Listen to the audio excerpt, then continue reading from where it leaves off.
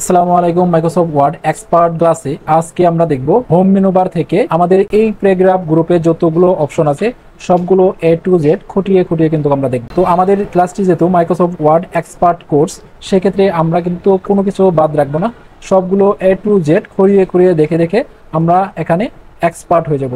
তো আজকে আমরা দেখব আমাদের যে প্যারাগ্রাফ গ্রুপ আছে সেই প্যারাগ্রাফ গ্রুপটি কি কি অপশন আছে সেগুলো আমরা বিস্তারিত দেখব। তো প্রথমে আমার একটা নাম দেখতে পাচ্ছেন, এরপর একটা এখানে প্যারাগ্রাফ দেখতে পাচ্ছেন।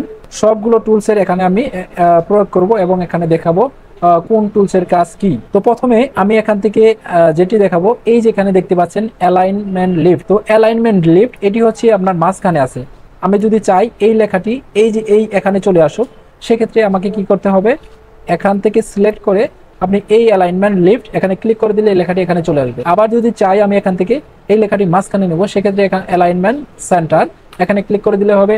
আবার আমি যদি চাই এই পাশে লেখাটি থাক, সেক্ষেত্রে অ্যালাইনমেন্ট রাইট এখানে ক্লিক করে দিলে এখানে চলে আসবে। হ্যাঁ, তো এগুলো আমাদের কিওয়ার্ডে শর্টকাট যে কি আছে সেটি কিভাবে আমরা করব।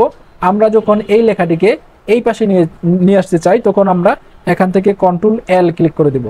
হ্যাঁ, আমাদের কিবোর্ডে শর্টকাট কন্ট্রোল এল। এরপর আমরা যদি মাঝখানে নিয়ে আসতে চাই লেখাটি, সেক্ষেত্রে কন্ট্রোল ইতে ক্লিক করে দেবো, তাহলে আমাদের লেখাটি মাঝখানে চলে আসবে।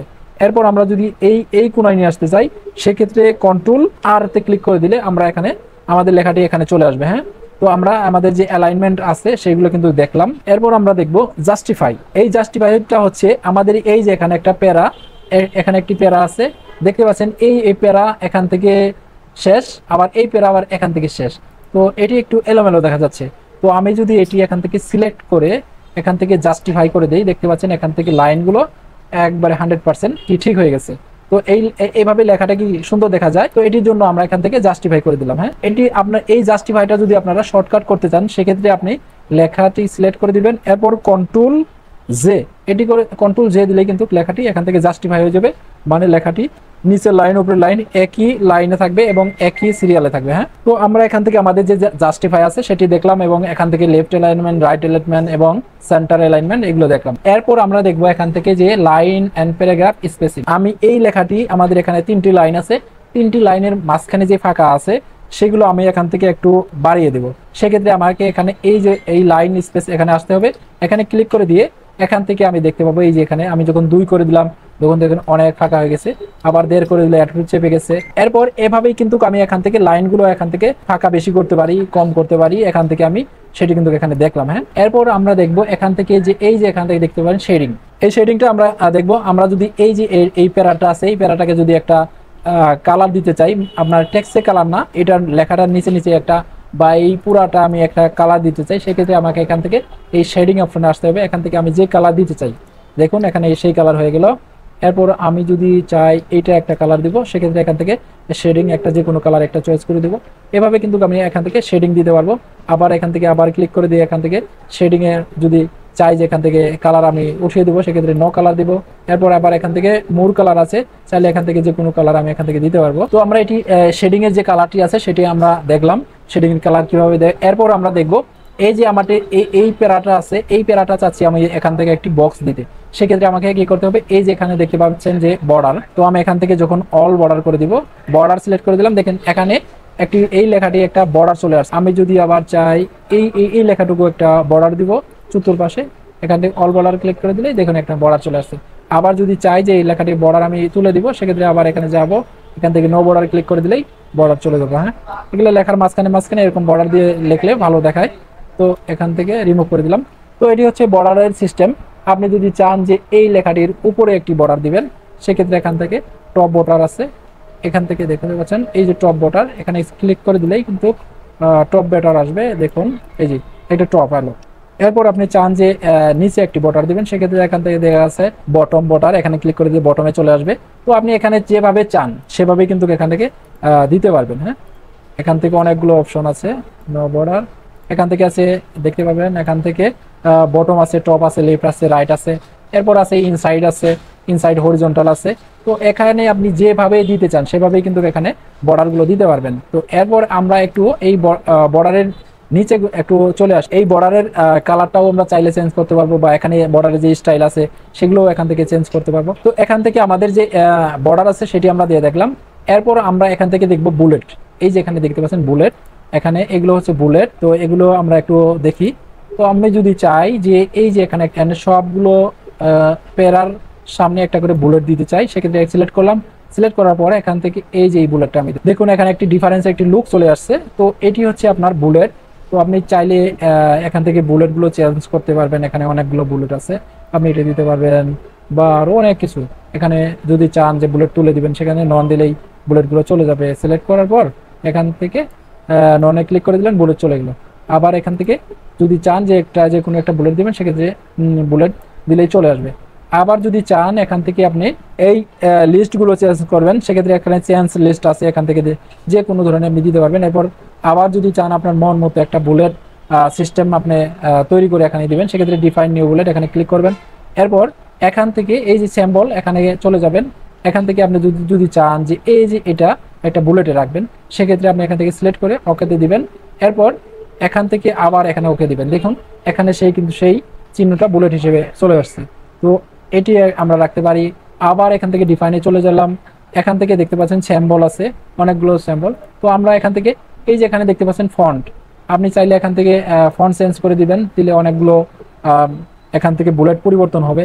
বা আরও এই যে দেখতে পাচ্ছেন উইন্ডিং, এখানে অনেকগুলো আইকন আছে দেখতে পাচ্ছেন। এই যে এখানে আপনি যদি চান টেলিফোনের আইকন ব্যবহার করবেন, এখানে সিলেক্ট করে দিবেন, এরপর ওকেতে ক্লিক করে দিবেন। এরপর এখান থেকে আবার ওকেতে পেশ করে দিলে দেখেন এখানে টেলিফোনের আইকন চলে আসছে। হ্যাঁ, তো আপনারা এখান থেকে কিন্তু এই বুলেটগুলো এখান থেকে চেঞ্জ করতে পারবেন, মডিফাই করতে পারবেন। এখানে দেখুন এখানে বুলেটগুলো আমার বুলেট লাইব্রেরিতে চলে আসছে। তো আপনারা এখান থেকে এই বুলেটগুলো কিন্তু আনতে পারবেন। হ্যাঁ, আপনারা যদি পিকচারও দিতে চান, এখানে এই যে এখানে দেখতে পাচ্ছেন যে এখানে যদি পিকচার দিতে চান, সেক্ষেত্রে এখানে পিকচারে ক্লিক করবেন এবং এখান থেকে আপনার যে পিকচার আছে ফোনে বা যে কোনো জায়গায় থাকে, ধরেন এই পিকচারটা আছে, এই পিকচারটা আমি বুলেট হিসেবে ব্যবহার করবো। এখানে ইনসার্টে ক্লিক করে দিলাম, এরপর এখানে ওকেতে ক্লিক করে দিলাম। দেখেন এই পিকচারটা এখানে কিন্তু বুলেট হিসেবে ব্যবহার হচ্ছে। হ্যাঁ, আমি আবার যখন বুলেটে যাবো দেখতে পাচ্ছেন এই যেখানে পিকচারটা চলে আসছে। তো এই ডিফাইন থেকেই কিন্তু আপনি পিকচার স্যাম্বল যদি নিতে চান এখানে যাবেন এবং কোন ফন্টের ছোট নিয়মজির এখানে অনেকগুলোই আছে।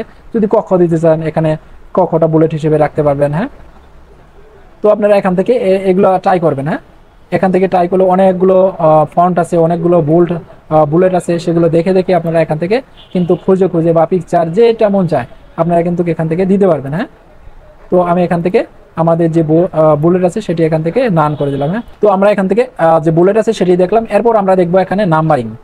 তো আমরা যদি চাই যে এই প্যারাগুলোকে নাম্বারিং করে দিব, সেক্ষেত্রে আমাদের এখানে নাম্বার আছে। এই যে এখান থেকে আমরা যদি যে স্টাইল দিতে চাই, এখানে এটি আছে, দেখুন এখানে দিলাম একটা 1 এর পরে ডট আছে, এরপরে এইভাবে শুরু হয়েছে। এরপর যদি আমরা চাই সেটিকে চেঞ্জ করে দিব। এরপর এখান থেকে 1 এর পর একটা ফার্স্ট ব্র্যাকেট আছে, এটি আমরা চাইলে এভাবে দিতে পারি। এরপর চাইলে আমরা এখান থেকে রোমান সংখ্যা ব্যবহার করতে পারি অথবা এবিসিডি দিতে পারি। তো এখানে অনেকগুলো অপশন আছে। এরপর আমরা যদি চাই যে না আমরা এখান থেকে এবিসিডি দেবো না বা এই নাম্বারিংগুলো ব্যবহার না করে আমরা এখান থেকে ডিফাইন নিউ নাম্বার ফরম্যাট এখানে চলে যাব। এরপর এখান থেকে দেখতে পাচ্ছেন এবিসিডি আছে, তারপর এখান থেকে অনেকগুলো স্টাইল আছে, এটা আমরা সিলেক্ট করব। এরপর আমরা ফন্টে চলে যাব। এখান থেকে ধরুন আরবিক দিলাম। এরপর এখান থেকে এই ফন্টের কালার আমরা এখান থেকে লাল দিলাম। এরপর আন্ডারলাইন যদি দিতে চাই তো এইভাবে দেওয়া যাবে, অনেক কিছু দিয়ে ওকে দিলাম। এরপর এখানে দেখতে পাচ্ছেন যে এই নাম্বার ফরম্যাটে এখানে চলে আসছে। তো এরপর আমি যদি এখান থেকে ওকে দেই, দেখতে পাচ্ছেন এই যে এই বুলেটের কালারটা এখান থেকে চেঞ্জ হয়ে গেছে। হ্যাঁ, তো আমি আবার দেখাই একটু। তো আমরা এখান থেকে ডিফাইনে চলে যাব। ডিফাইন থেকে এই যে এখানে দেখতে পাচ্ছেন নাম্বার স্টাইল, এখানে নাম্বার স্টাইল আমরা এখান থেকে রোমান সংখ্যা দিলাম। এরপর এই রোমান সংখ্যায় থাকলো। এরপর আমরা এখান থেকে ফন্টে এসে আমরা এখান থেকে এই সবুজ কালি দিয়ে দিলাম। এরপর আরগুলো যদি আপনি দিতে চান যে এইটা আপনি যদি স্টিক থ্রো দিতে চান, এখান থেকে ক্লিক করে দিবেন, অথবা আপনি সুপার স্ক্রিপ্ট দিতে চাইলে এখানে দিবেন ওই যে আগের মতোই। হ্যাঁ, আমরা যেগুলো সুপার স্ক্রিপ্ট হাবিজাবি যা দেখে আসি সবগুলো কিন্তু এখানে দেওয়া আছে। তো আমরা চাইলে সেভাবেই কিন্তু দিয়ে, আমরা যদি চাই এর নিচে একটা আন্ডারলাইন দিব, সেক্ষেত্রে দিতে পারবো। দিয়ে এরপর ওকেতে ক্লিক করলাম। এই যে এখানে প্রিভিউটা দেখতে পাচ্ছেন, এরপর ওকে দিলাম। দেখতে পাচ্ছেন ওই সেম ভাবে এখানে এই বুলেটগুলো এইভাবে চলে আসছে। হ্যাঁ, নাম্বারিংগুলো চলে আসছে। তো আমি এখান থেকে আবার একটু উঠাই দিব। উঠাই দেওয়ার জন্য এখানে ক্লিক করলাম এবং নান এখানে ক্লিক করে দিলেই সেগুলো চলে গেল। হ্যাঁ, এরপর আমরা দেখব এই যে এখানে লিস্টিং, এই লিস্টিং লাইব্রেরির এখানে অনেকগুলো মডেল আছে।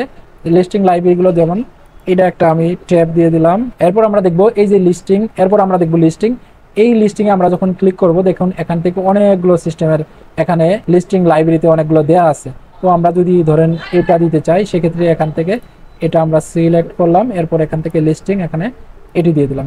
দেখতে পাচ্ছেন এই যে প্রথমটা যেভাবে দেয়া আছে সেভাবে একের পরে এক এক এইভাবে প্রথমে এটা, প্রথমে তার দ্বিতীয় এটা, তৃতীয় এটা, এইভাবে কিন্তু এখানে লিস্টিং এইভাবে আমরা ব্যবহার করতে পারি। হ্যাঁ, চাইলে আপনি এখান থেকে ওইটার মতো ডিফাইন নিউ মাল্টিপল লিস্টিং এখানে ক্লিক করে দিয়ে এখান থেকে আপনি যদি এখানে দেখতে পাচ্ছেন যে আপনার প্রিভিউটা, এরপর আপনি চাচ্ছেন যে এখানে বুলেটগুলো চেঞ্জ করে দিবেন, এই এখান থেকে 1 2 এরকম করে দিলাম।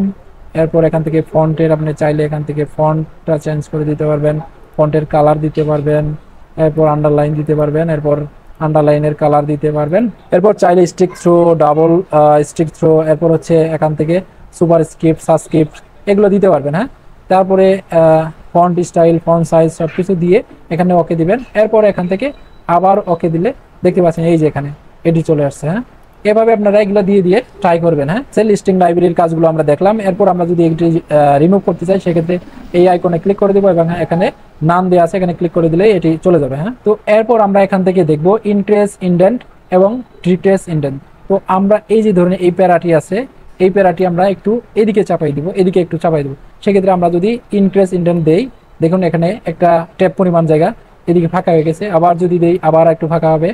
এরপর আমরা চাচ্ছি যে এটা এদিকে চাপাই দেবো, সেক্ষেত্রে এখানে ডিক্রেস ইন্ডেন্ট এখানে ক্লিক করলে এদিকে চাপে যাবে, এরপর আবার ক্লিক করলে আবার চেপে যাবে। হ্যাঁ, এটি হচ্ছে ইনক্রেস আর ডিক্রেস ইন্ডেন্ট। তো আমরা এটি এভাবে দিতে পারি, অথবা আবার এখান থেকে আমরা সিলেক্ট করার পর এখান থেকে যখন একটা করে ট্যাপ দিব, এই যে একটা ইনক্রেসের মতো কিন্তু হয়ে যাবে। হ্যাঁ, চাইলে আমরা এখান থেকে ডিক্রেস করে দিব। হ্যাঁ, এটি হচ্ছে আমার ইনক্রেস ইন্ডেন্ট এবং ডিক্রেস ইন্ডেন্টের সিস্টেম। এরপর আমাদের কিন্তু এই যে প্যারাগ্রাফের যত কাজগুলো আছে সবগুলো কিন্তু আমরা দেখলাম। এরপর আমরা দেখব এখানে যে আমাদের স্টাইল গ্রুপ আছে, এই স্টাইল গ্রুপের কাজ দেখব, এবং এডিটিং গ্রুপ আছে, এডিটিং গ্রুপের কাজগুলো পরবর্তীতে ক্লাসে আমরা দেখব। তো এই পর্যন্তই, আল্লাহ হাফেজ, ধন্যবাদ।